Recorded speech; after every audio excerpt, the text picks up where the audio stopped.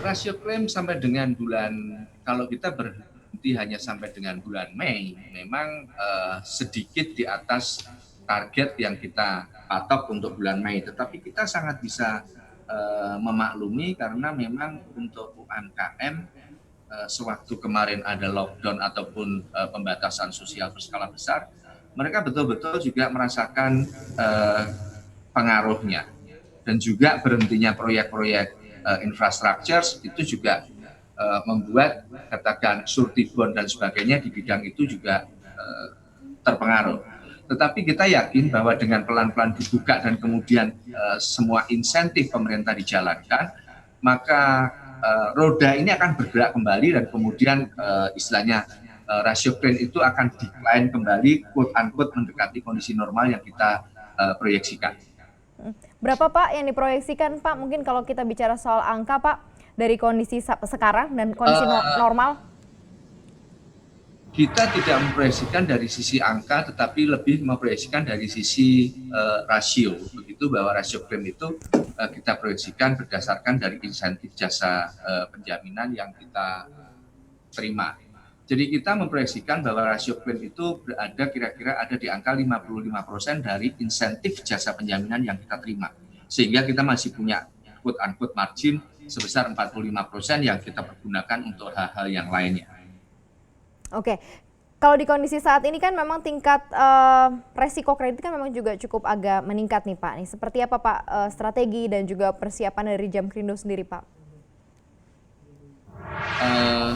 Ya, jadi yang pertama memang kita sekarang melakukan pendekatannya B2B dengan perbankan.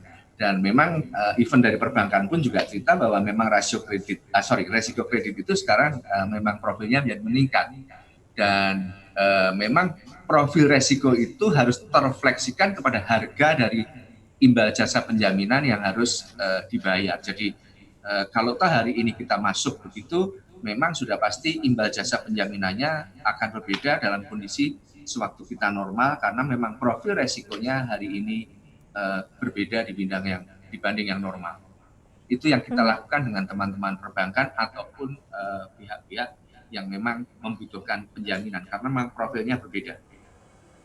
Untuk kondisi rasio keuangan yang lainnya seperti apa nih Pak? Gambarin yang seperti, kalau tadi likuiditas sudah disampaikan ya Pak ya, terus kemudian juga data-data atau yang lain begitu ya untuk melihat situasional new normal seperti ini begitu Pak Randi. Kalau dari sisi kesiapan, dari sisi keuangan saja saya tidak bilang dari sisi prosedur operasi. Dari sisi keuangan relatif kita siap, tapi kalau memang karena rasio relatif terjaga, istilahnya karena secara kas kita sangat kuat.